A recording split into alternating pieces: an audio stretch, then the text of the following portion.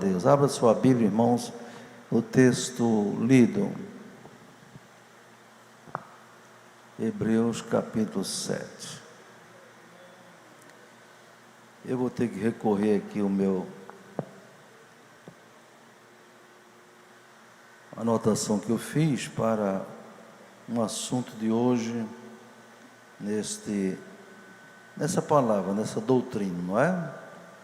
Porque mais uma vez fala sobre a questão do dízimo, e eu lamento muito que tem crente que ainda não entendeu essa questão do dízimo.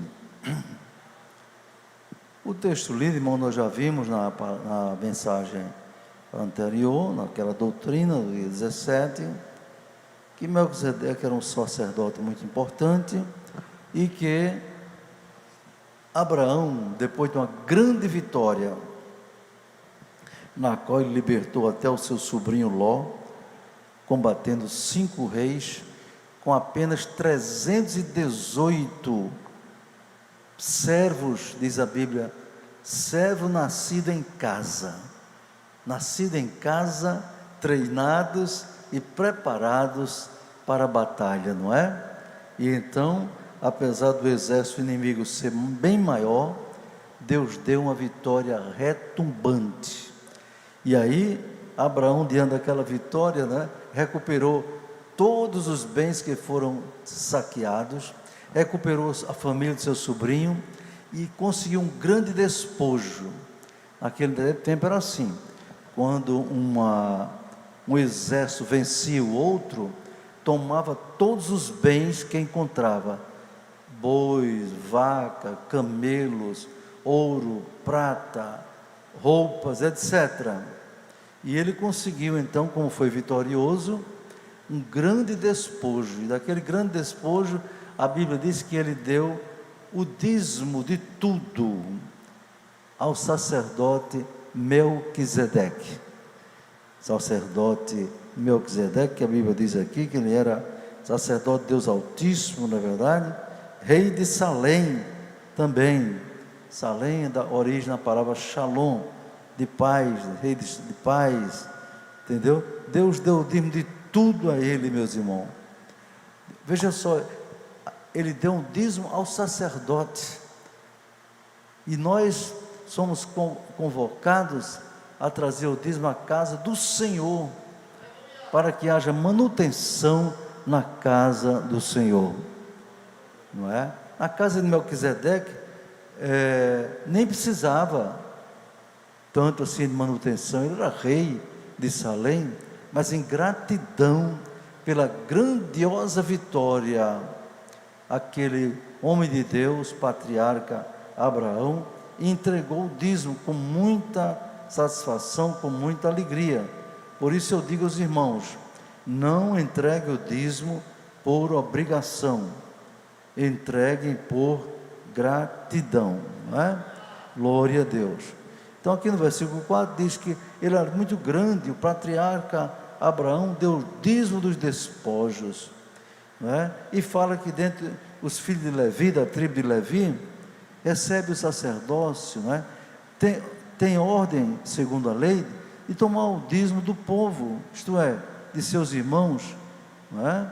Ainda que tenham sido saídos dos lombos de Abraão. Mas Melquisedeque, ele diz aqui, não é? Cuja genealogia não é contada, ou seja, ninguém sabe que era o nome do pai dele, da mãe, nem como terminou os seus dias de vida.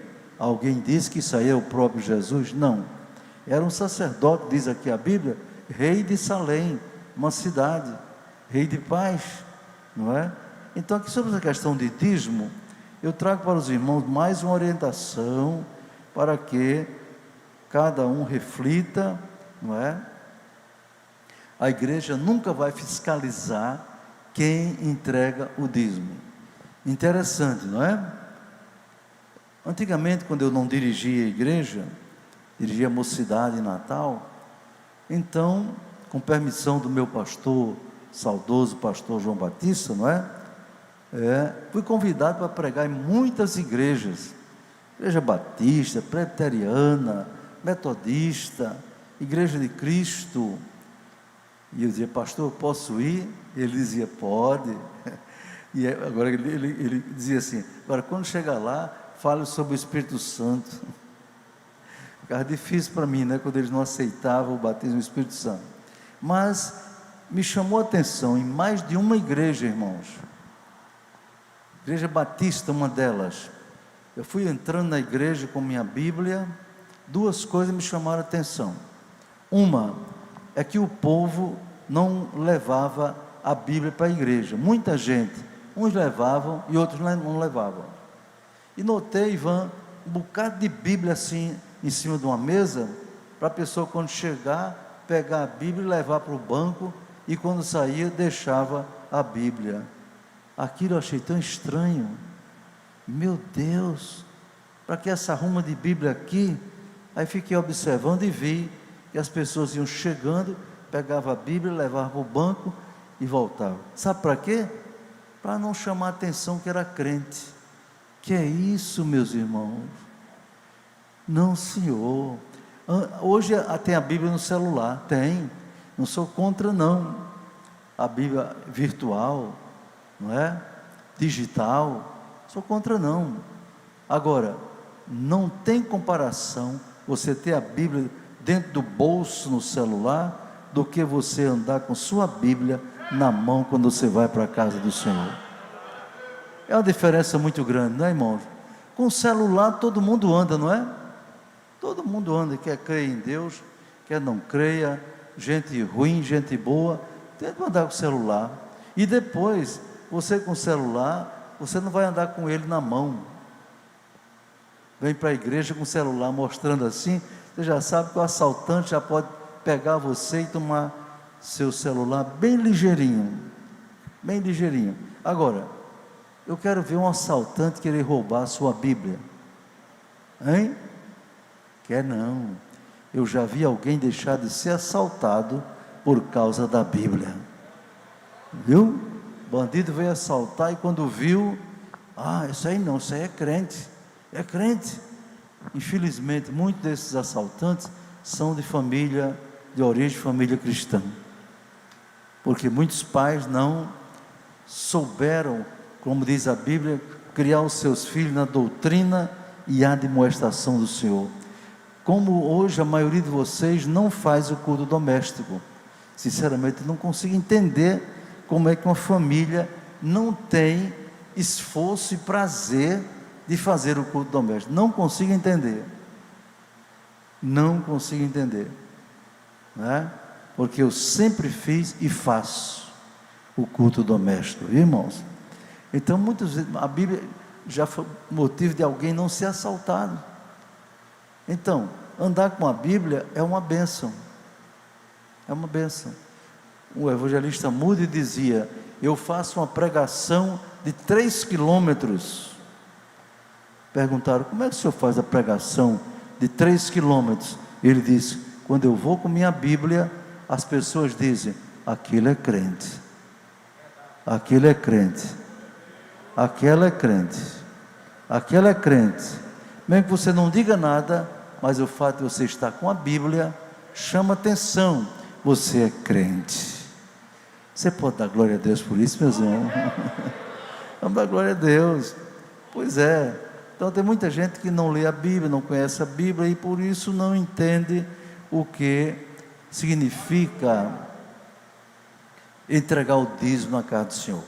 Hoje mesmo eu vi, foi no Facebook, não foi ontem, e eu respondi, eu acho que foi hoje, um indivíduo dizendo, esse negócio de construir templo, construir casa de pedra, isso não é bíblico.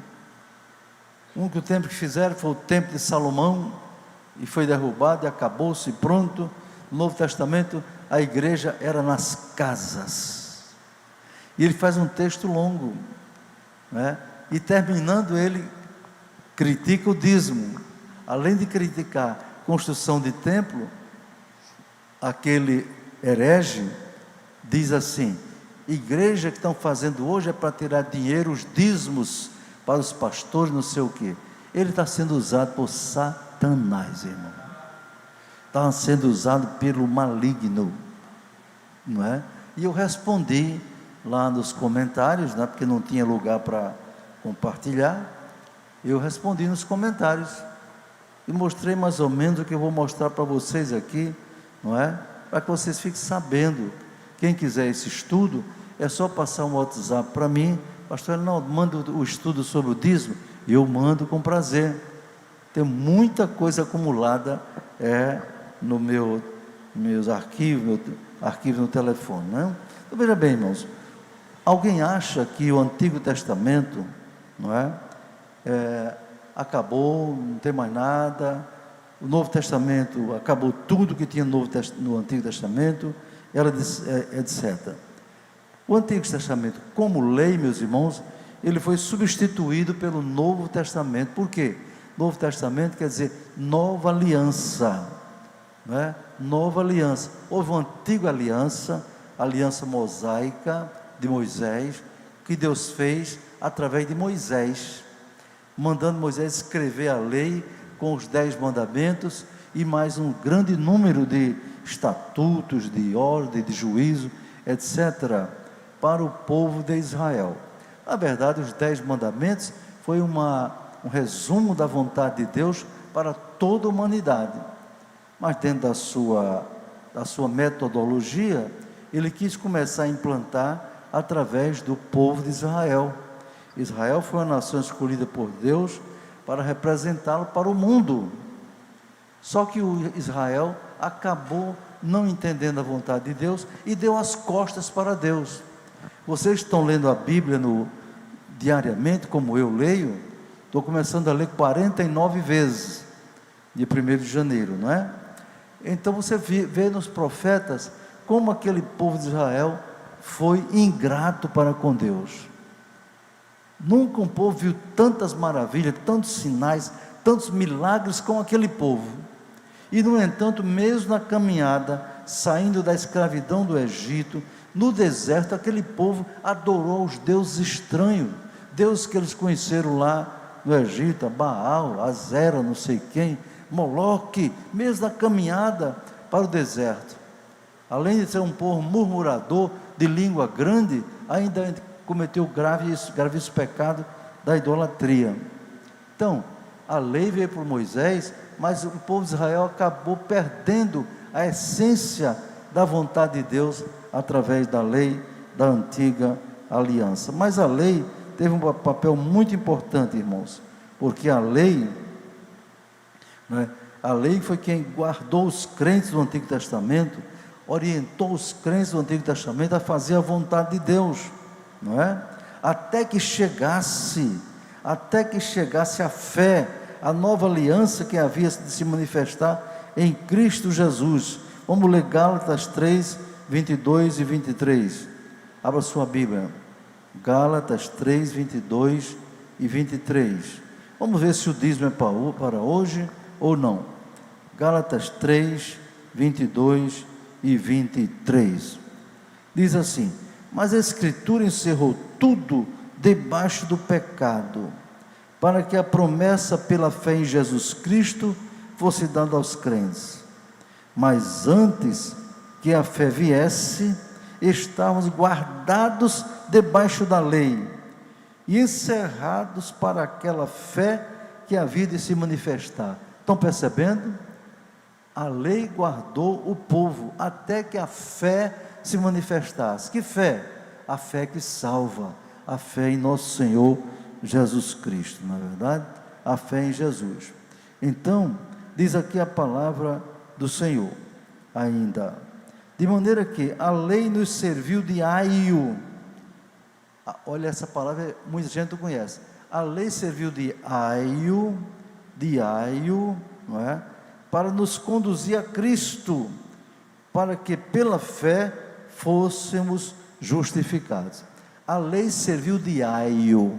Será que vocês entendem o que é isso? O aio era um servo do dono da casa, era um servo do Senhor, que cuidava dos filhos dele. Uma espécie de mordomo, cuja finalidade era ensinar os filhos a ler, ensinar a obedecer, ensinar aquilo que fosse importante. Era um aio, né? Tinha também a aia, né? Mas geralmente em Israel era o aio.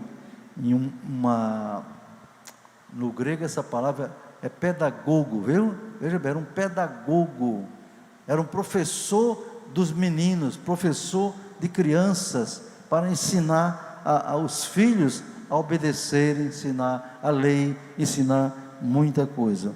Então a lei civil de Ai, mas aí diz o apóstolo, mas depois que a fé veio, já não estamos debaixo da lei do Antigo Testamento, daquele ritual todo, de guardar o sábado literalmente, não é? De matar animais.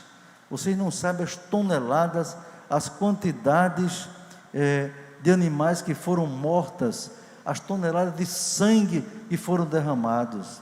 Ninguém era perdoado só por chegar assim: Deus, eu pequei, me perdoe, tenha misericórdia de mim, prometo não fazer mais. Ninguém tinha que levar um animal lá diante do santuário, ou no templo, diante do templo, para matar, para ser morto. Imagina, irmão, quem não podia ver sangue, como é que ficava? Eu acho que aquelas pessoas que não podiam ver sangue, não pecavam nunca mais. Então, a pessoa pecou, morava 20, 30 quilômetros de lá, tinha que pegar um animal, sair levando ele, puxando por uma corda, chegava lá diante dos levitas, diz: olha, eu vim oferecer aqui esse animal para a remissão do meu pecado, aí o levita pegava o animal, não é? E você pensa que o levita é quem matava? Não, botava em cima da mesa lá, agora pega o facão aqui, e você mesmo degola. Já pensou, irmã Margarida? Pá! O animalzinho gritava, morria ali, seu sangue era derramado. Pois bem, tudo isso acabou como lei, porque diz a Bíblia que depois que a fé chegou, a fé em nosso Senhor Jesus Cristo, Ele acabou com tudo isso. Por quê? Quando Jesus foi se batizar lá no Rio Jordão, quando João Batista olhou para ele, que ele vinha vindo, disse: eis o Cordeiro de Deus, que tira o pecado do mundo. Dê glória a Deus por isso, não é? Tira o pecado. Interessante que o sangue dos bodes, dos carneiros, dos boi, não tirava o pecado não, apenas encobria o pecado, tá certo? Então, meus irmãos, veja a grande vantagem que teve a lei, e agora maior ainda é a vantagem da fé. A vantagem da fé. Então, até que chegasse a fé, ela serviu de aio para nos conduzir a Cristo, não é? Quanto ao dízimo, irmãos, não foi instituído pela lei, foi incorporado à lei, mas começou antes da lei, através de Abraão, que deu os dízimos a Melquisedeque, em gratidão por aquela grande vitória, né? Mas veja, algumas coisas que os homens fizeram, Deus se agradou e mandou e transformou em lei. Então a ideia de entregar 10% do dízimo foi da cabeça do patriarca Abraão, entregou a Melquisedeque feliz, satisfeito por causa daquela grande vitória, não é? Então Deus gostou daquilo, Deus gostou daquele ato de Abraão. Já pensou se Deus se agradar de um ato nosso, não é? Só que hoje não vai mais incluir na lei, porque tudo que tinha para fazer a vontade de Deus já está escrito no Antigo e no Novo Testamento. Então observe, ele entregou o dízimo de tudo. Primeira coisa, o dízimo é do Senhor, está lá em Levítico 27:30, abra sua Bíblia, Levítico 27:30, o dízimo é do Senhor, e aí você vai ver, né, biblicamente o que é o dízimo. Levítico 27:30, aliás. Eu cheguei aqui no capítulo 27, versículo 30. Diz aqui: Também todos os dízimos do campo, da semente do campo, do fruto das árvores, são do Senhor, santos são ao Senhor. Aí está, o dízimo é do Senhor, não é seu nem é meu. Deus gostou e incluiu na sua lei. Segunda coisa, o dízimo expressa gratidão. Além de Abraão ter dado por gratidão, abra sua Bíblia em Número, capítulo 18, versículo 21. É só passar na frente o livro de Levítico. Número 18, 18, Gênesis 28, 12. Gênesis 28, 12. Primeiro livro da Bíblia.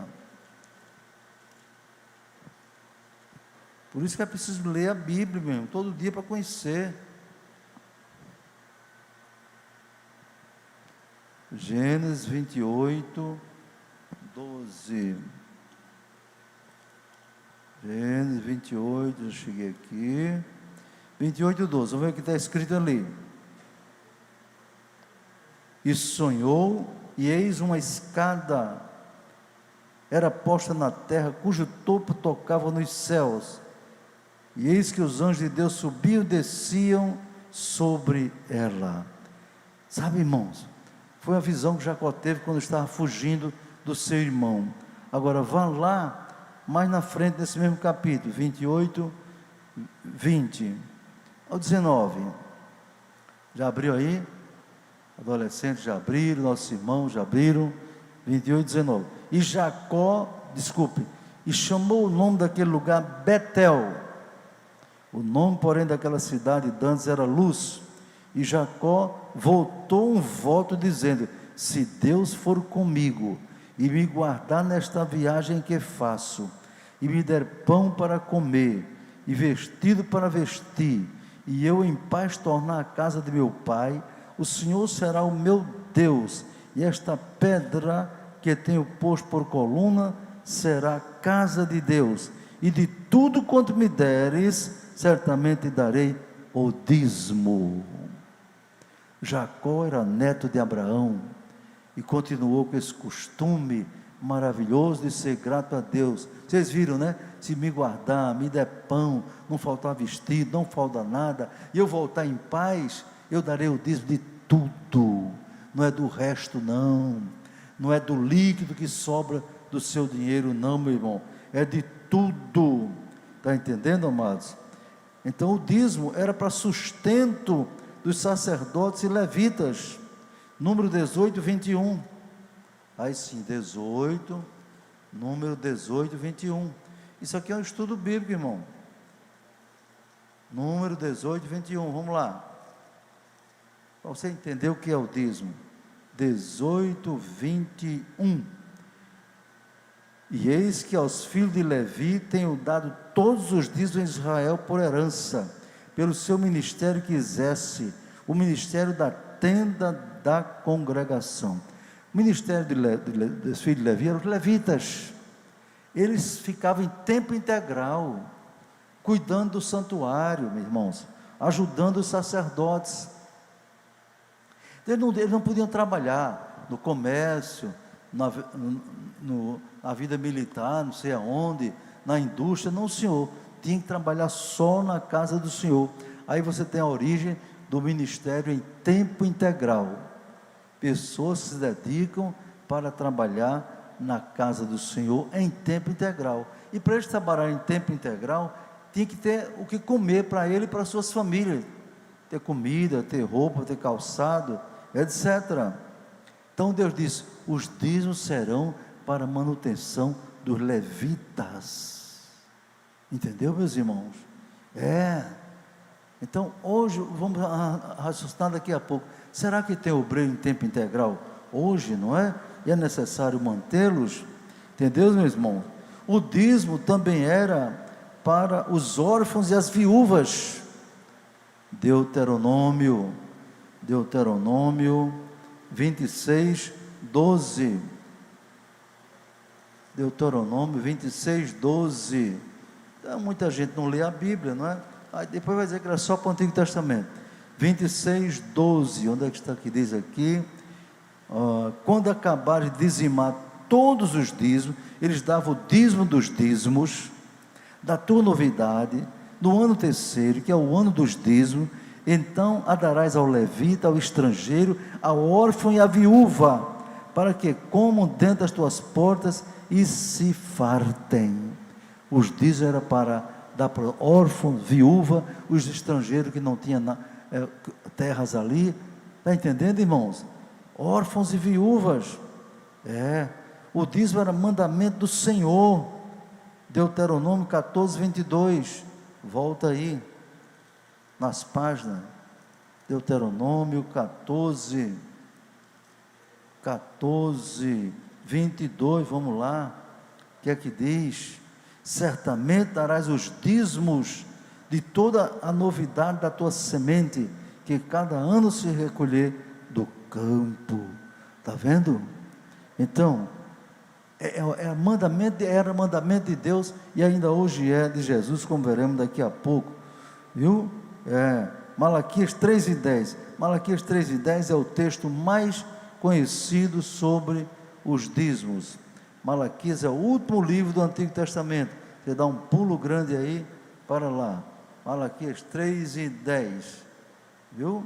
É o texto mais conhecido da Bíblia.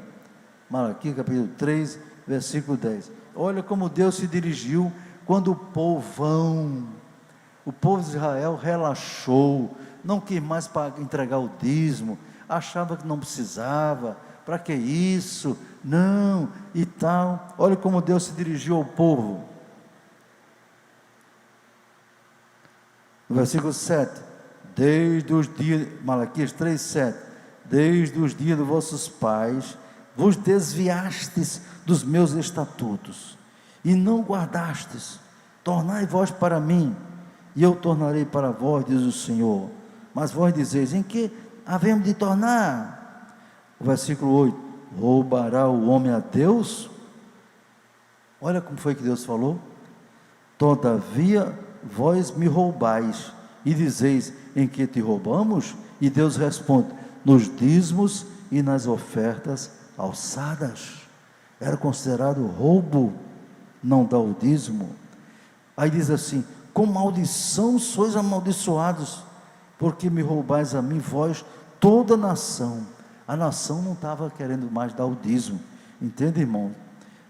Aí o versículo 10, que é o texto áureo do dizimista fiel, né? Trazei todos os dízimos à casa do tesouro, para que haja mantimento na minha casa, e depois fazei prova de mim, diz o Senhor dos Exércitos, se eu não vos abrir as janelas do céu, e não derramar sobre vós uma bênção tal, que dela vos advenha maior abastança. E 11, e por causa de vós, dizimistas, repreenderei o devorador, para que não vos consuma o fruto da terra, e a vida do campo não vos será estéril, diz o Senhor dos Exércitos. E o 12, e todas as nações vos chamarão bem-aventurados, porque vós sereis uma terra deleitosa, diz o Senhor dos Exércitos. Está vendo, irmão? Promessas decorrentes da fidelidade no dízimo.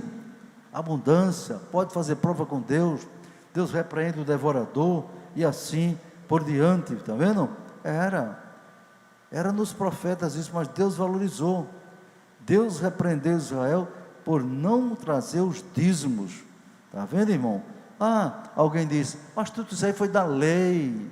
Isso foi da lei, porque é o Antigo Testamento, não é? Então, se você acha que tem no Antigo Testamento, a única coisa que não deve cumprir é o dízimo, e para que você lê os Salmos? Para que lê Provérbios? Acho que você devia andar só com o Novo Testamento, que você diz que não tem nada sobre dízimo. Para quê? Você está aperreado e aquele que habita no esconderijo do Altíssimo, a sombra do Onipotente descansará. Salmo 91. Direi do Senhor, Ele é meu Deus, meu refúgio, minha fortaleza, e nele confiarei. Por que você cita? 23, o Senhor é meu pastor, nada me faltará. Você quer exercer a sua fé nesses trechos da Bíblia? Mas no dízimo não, dízimo não. É como me dizia alguém, quando fala em dinheiro, a coisa muda. Tem crente quando fala em dinheiro, não é? Mas vamos para o Novo Testamento. Será que foi abolido o dízimo? Se você souber um pouquinho de gramática elementar, você vai saber. Jesus não aboliu a lei na sua totalidade, mas ele trouxe uma nova maneira de cumpri-la. Jesus disse: eu não vim anular a lei, eu vim cumprir a lei, só que ele cumpre de outra maneira. Sermão do Monte, eu aconselho você a ler capítulos 5, 6 e 7 de Mateus. Ali está um resumo da lei de Jesus Cristo, quando ele diz assim, ouviste o que foi dito, né? Aquele que adulterar será morto. Eu porém vos digo, agora vem a doutrina dele sobre adultério, eu porém vos digo, qualquer que olhar para uma mulher, pensando em ter relações com ela, já adulterou no seu coração. Está vendo? Jesus aboliu a lei? Não, ele trouxe uma nova maneira de cumprir a lei. Jesus disse, né? Será assassino aquele que matar seu irmão, não sei o quê. Aí Jesus diz assim, olha, aquele que aborreceu seu irmão é réu do juízo. Aí você vai lá para João, que é o apóstolo do amor, aquele que aborrecer seu irmão é homicida, assassino. É outra maneira de cumprir a lei. O Antigo Testamento olhava apenas para as consequências dos fatos, dos pecados. Jesus olha para a origem, para o coração, lá dentro. Ouviste o que foi dito, amarás ao teu próximo e aborrecerás o teu inimigo. Vai odiar o teu inimigo. Jesus dizia, eu porém vos digo, amai vossos inimigos, bendizei o que vos maldizem, orai pelos que vos perseguem, né? E vos maldizem, para que sejais filhos de vosso Pai que está no céu, que faz o sol nascer para bons e maus, e a chuva cair sobre justos e injustos. Outra maneira de cumprir a lei, porque no Antigo Testamento a tônica era a justiça de Deus, no Novo Testamento é o amor de Deus. Amém, meus irmãos? É o amor de Deus, sem deixar de cumprir a justiça, tá certo? Então, você vê isso, não é? Jesus mandou dar o dízimo. Ah, pastor, eu nunca vi os desigrejados, os antidizimistas, os mão fechada para o dízimo, não é? Gasta por mês centenas de reais com coisas supérfluas, muitas vezes. Mas não, dízimo não, dízimo é do Antigo Testamento, dízimo é da lei. Vamos ver. Jesus mandou dar o dízimo. Os fariseus, irmãos, eram rigorosos no cumprimento da lei escrita. Eles davam o dízimo até das pequenas coisas. Os fariseus eram hipócritas. Vejam bem, a característica maior do fariseu era ser hipócrita.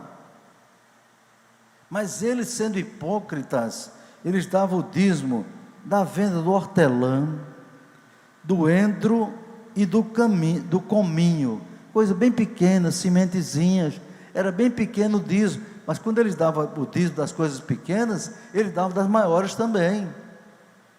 Eles davam até das coisas pequenas. Está vendo? Mas eles eram hipócritas. Por quê?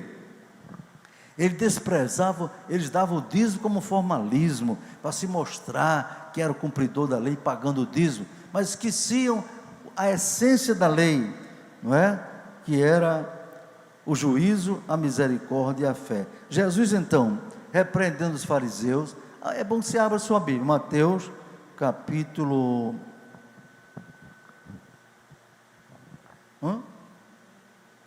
23.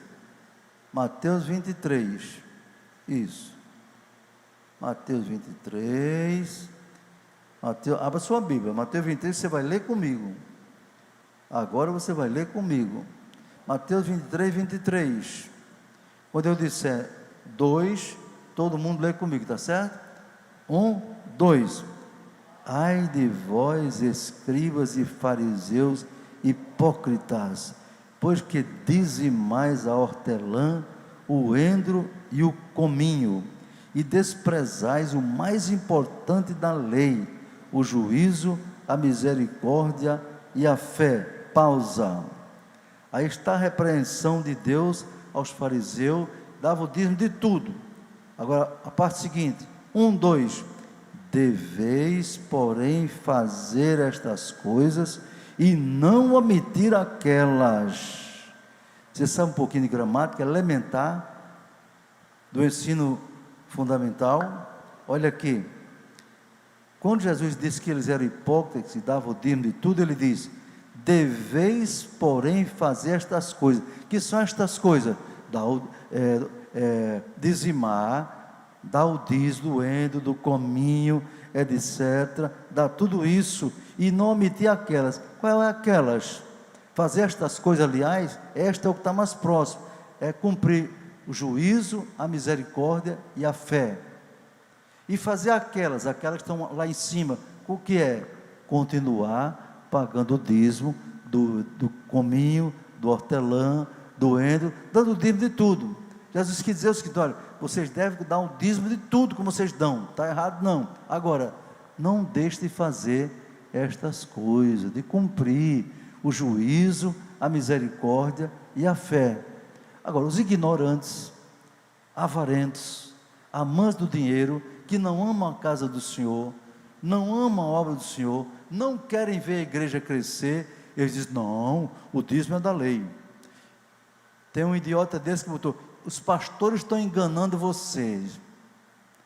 Essa história do dízimo, os pastores estão lhe enganando. É porque eles são avarentos, amantes do dinheiro. Eles não querem ver a obra de Deus crescer, meus queridos irmãos. Por isso eles são contra entregar o dízimo, está entendendo? Deixa eu dizer mais alguma coisa para você agora, para concluir esse estudo tão importante, não é? E o telefone saiu daqui do estudo que está, voltou. Olha, irmãos, dá o dízimo dos pequenos ganhos. O escritor aos Hebreus aqui também fez referência aos dízimos pagos por Abraão a Melquisedeque. Agora veja a análise. O pessoal na internet está assistindo também. Quem quiser esse estudo, me peça que eu mando para você dar aos avarentos, aos desigrejados. Olha, irmãos, o dízimo era para sustento dos sacerdotes levitas, para que se dedicassem ao altar. Aí eu pergunto: e hoje, pastores e obreiros em tempo integral, que deixaram seus empregos, não precisam de sustento? Hein, irmãos? Pessoa que não tem emprego nenhum por aí, não precisa de sustento, não? Precisa. E Paulo diz: digno é o obreiro do seu salário. Está escrito na Bíblia. Então, o dízimo que era para os levitas, hoje é para aqueles que estão em tempo integral na obra. Diz Paulo: não sabeis vós que os que administram o que é sagrado comem do que é do templo, né? Se alimentam, vivem, sobrevivem do templo, e que os que estão de contínuo estão junto do altar, participam do altar? Assim também ordenou o Senhor Jesus que, preste atenção, os que anunciam o Evangelho, que vivam do Evangelho. 1 Coríntios, capítulo 9, versículo 14. Anota aí, viu? Se tiver algum desigrejado na internet, anote. Os que pregam o Evangelho, que vivam do Evangelho, quer dizer, aqueles que estão em tempo integral. Não é aquela pessoa que prega na rua, voluntária, no culto ao ar livre, e tem o seu emprego, não. É quem está em tempo integral. Está entendendo, irmão? É isso. Então muita gente não sabe. O dízimo era para ajudar as órfãs e a viúva. A gente leu, não foi? Ajudar órfãos e viúvas. E eu pergunto: será que hoje tem viúva também, irmão? Tem? Tem órfãos hoje por aí? Tem, meus irmãos. Tem. Viu? Cuidar dos órfãos e viúva. E há muitos necessitados na casa do Senhor. faz parte da verdadeira religião. Tiago 1,27 diz: a religião pura e imaculada para com Deus é visitar os órfãos e as viúvas em suas necessidades e guardar-se da corrupção do mundo. Então, assistência social é dever da igreja, não para os preguiçosos, oportunistas, mas para aqueles que são realmente necessitados. A igreja não pode deixar de passar fome, não pode dar um emprego, porque não tem emprego para todo mundo, mas dar o básico para sobreviver, não é? Tiago diz: se seu irmão tiver com fome, e você disser, vai em paz, o que é que adianta a sua fé? Sua fé é morta. Seu irmão está nu, sem roupa, e você diz, irmão, vá com Deus, essa fé não vale nada. Você tem que atender o necessitado, tá certo? E o salmista diz: fui moço e agora sou velho, mas nunca vi desamparado o justo, nem a sua descendência a mendigar o pão. Está entendendo? A Assembleia de Deus no Rio Grande do Norte, o estatuto prescreve que além dos... Aí outra coisa, concluindo, assim, meus irmãos, entregar o dízimo é por gratidão, não por obrigação.